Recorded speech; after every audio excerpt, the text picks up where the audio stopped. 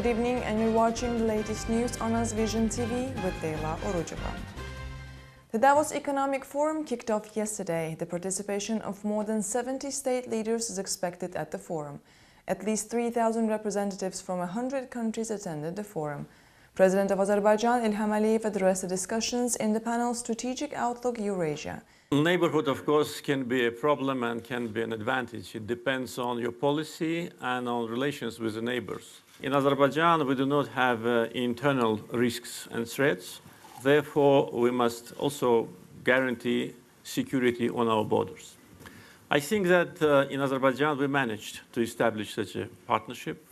And with all our neighbors, except Armenia, which continues to occupy almost 20% of our territories, Azerbaijan has very good relations.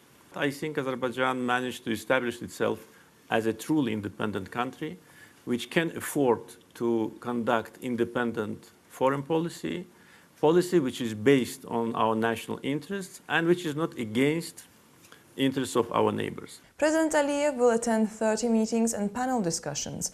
The meetings with presidents, state leaders and heads of great companies will particularly aim at the development of economic relations.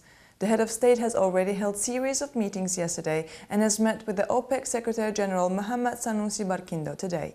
Davos Forum calls a divided world to mutual understanding and cooperation. The forum will end on the 26th of January. Azerbaijan is a strategic partner to the European Union in many ways.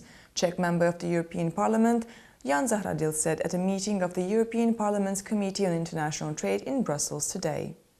The draft of the EU-Azerbaijan Comprehensive Agreement is being discussed at the meeting of the European Parliament's Committee on International Trade in Brussels today.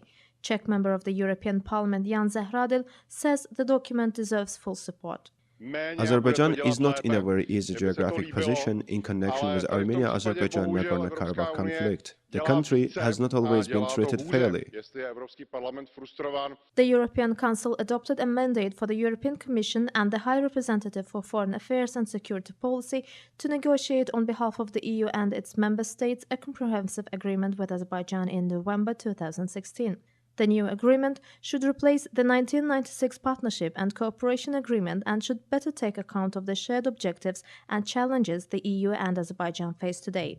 The agreement will follow the principles endorsed in the 2015 review of the European Neighbourhood Policy and offer a renewed basis for political dialogue and mutually beneficial cooperation between the EU and Azerbaijan.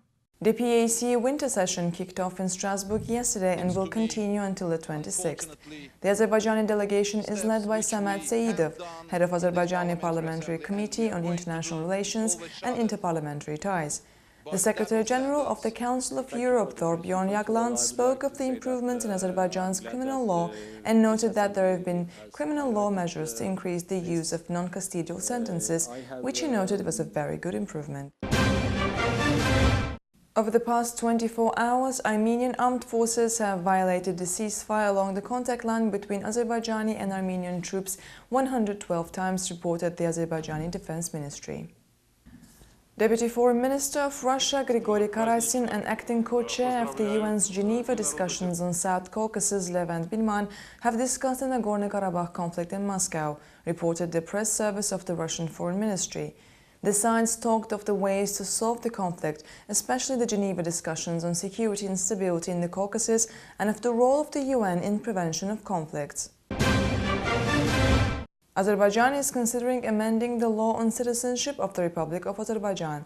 The purpose of making this amendment to the law on citizenship of the Republic of Azerbaijan is to create the possibility of obtaining Azerbaijani citizenship by persons who arrived in Azerbaijan before January 1, 2006 and permanently reside in the country and have a passport of the former USSR. The bill will be tabled at the Parliament's plenary session scheduled for February 1st. The United Nations office in Azerbaijan, together with the Israeli embassy in the country, has organized the Holocaust Week, which will be held from the 23rd to the 27th of January. The UN office noted the week will include several exhibitions at various educational institutions and screening of a documentary, Children of the Holocaust. The events will take place at Ada University, Binagadi District Youth Center and Baku Oxford School. Azerbaijan has ranked 64th according to the 2018 Best Countries Report, a rankings and analysis project by US News and World Report. compared to the 2017 Best Countries report that put Azerbaijan on 69th place. Azerbaijan has advanced in this year's list. Switzerland tops the list, whereas Georgia and Armenia are not included in the list of 80 countries. Sokar, Azerbaijan's state oil company, has increased the number of its filling stations up to 39 in Romania. Sokar has put into operation the second filling station under its own brand in the city of Brasov, which is one of the main tourism centers in Romania. Currently, Sokar filling stations operate in 18 regions of Romania. The company also has filling stations in Azerbaijan, Georgia, Ukraine and Switzerland. Iran and Azerbaijan will sign an agreement on financing Resht-Astara railway project next month, said the official of the Islamic Republic of Iran Railway, Nurullah Biravand. He said Resht-Astara is of great importance for improvement of north-south and south-west corridors. The agreement will cover mid-term activity planning. Azerbaijan will finance the project, whereas Iran will provide funds for further costs. Nurullah Biravand, an official of the Islamic Republic of Iran Railway, said that Azerbaijan has entered into obligation to carry 2 million tons of cargo via Iran's railway network per year. The project will be implemented within 2 or 3 months. Azerbaijan has made a direct investment into Astara station and bears all responsibility. The Resht-Astara railway will become a part of the international north-south transport corridor and will unite the railways of Azerbaijan and Iran. The U.S. Congress has finally managed to end the 3-day shutdown after Democrats and Republicans reached a deal to pass temporary funding bill. The Democratic leadership agreed to back the legislation after accepting promises from Republicans for a debate later on the future of young illegal immigrants. The so-called continuing resolution keeps the government funded until February the 8th in the hope that Congress can eventually reach a longer-term budget agreement. Following the deal, the White House said that the closed government offices could be up and running within hours as President Donald Trump has signed it. And that was all for today. Come back tomorrow for more.